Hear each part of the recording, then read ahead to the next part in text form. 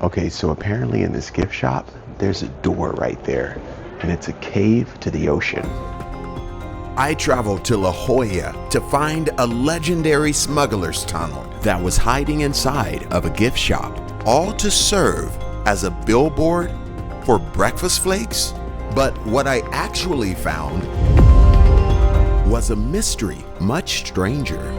It wasn't built by criminals. Whoa, on the sides though, there's like water dripping.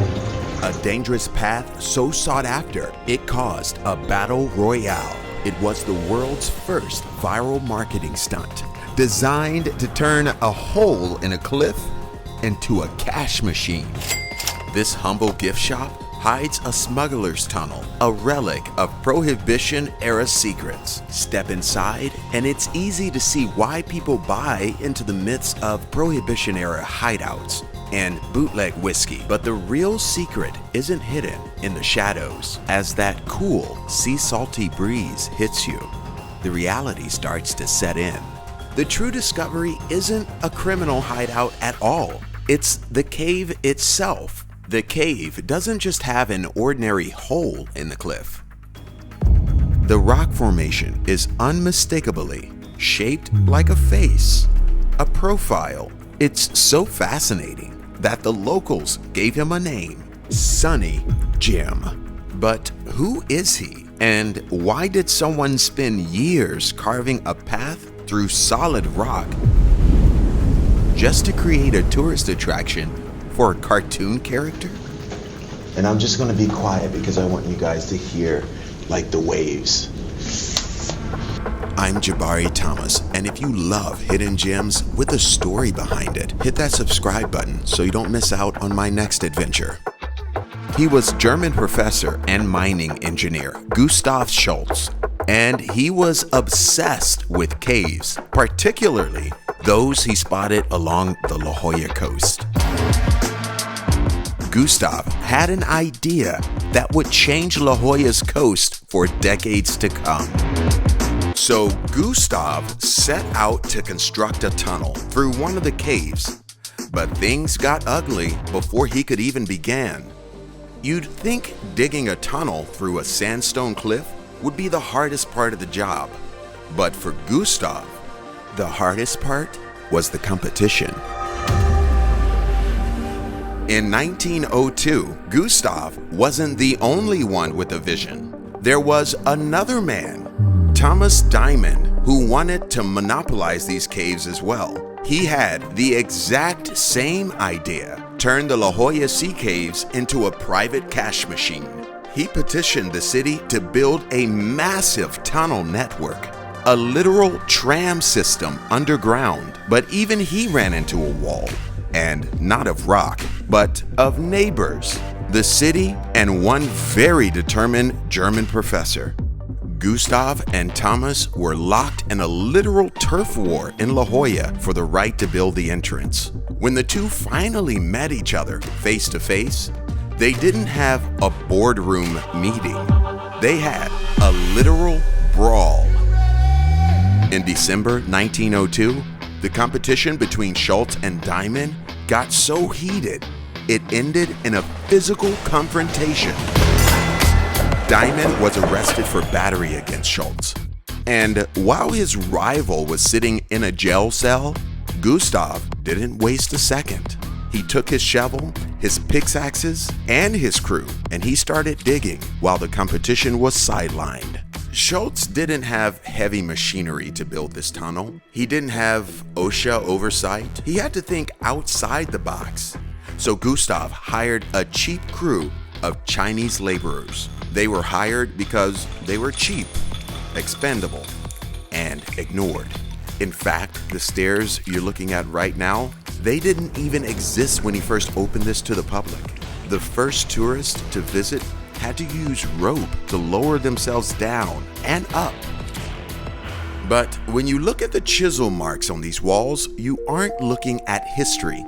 You're looking at the fingerprints of men who worked in pitch black darkness, breathing in sandstone dust, probably working for just pennies, just to satisfy one man's extreme obsession. It's really a story of exploitation. It's all free there.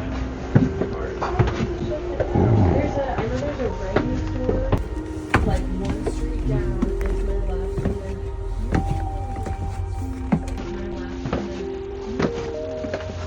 And the legends? They say that bootleggers used it to funnel whiskey, Wow. or that it was a stowaway spot for illegal immigrants. But honestly, that's just the myth we tell to make it sexier. As I'm walking down, the closer I get, I hear the ocean. This was a really popular spot used by the locals back in the day. Now, it's a tourist attraction that you guys can visit.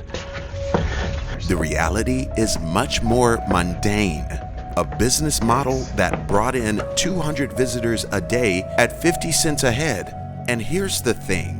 After all that back-breaking labor, slick rock, and physical danger these men endured in the dark, But I kind of feel like a little bit claustrophobic, I'm not gonna lie. Because I'm 6'2" and I'm having to bend. to think that there were no stairs when this place opened is insane, but the view is worth the trip. There are 140 steps to the bottom.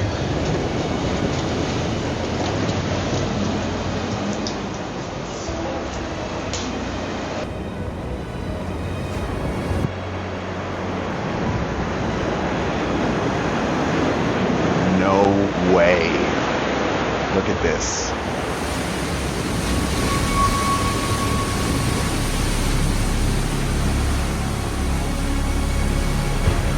He built the tunnel to the cave, but now Schultz was missing a big piece to his project.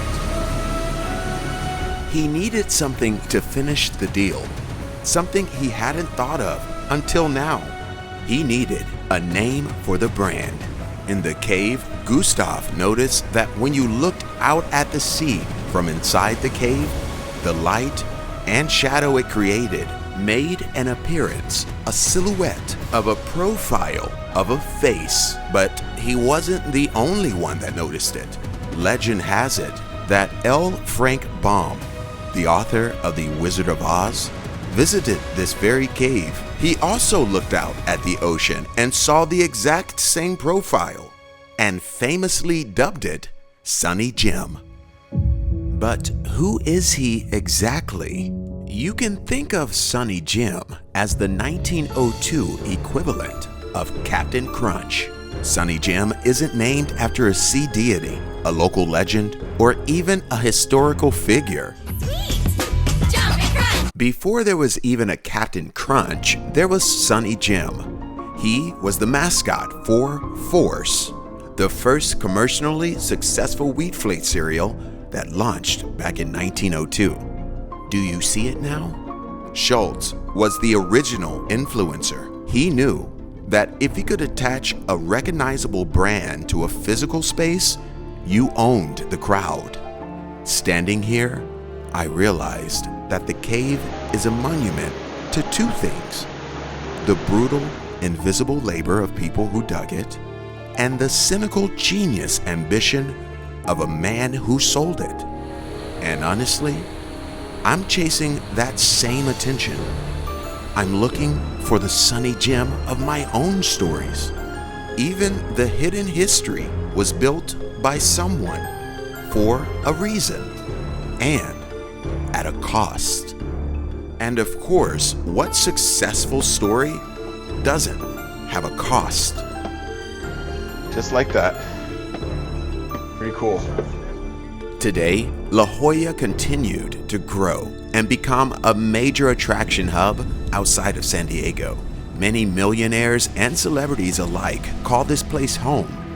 But decades after this tunnel was built, something even stranger happened at the nude beach not too far from here.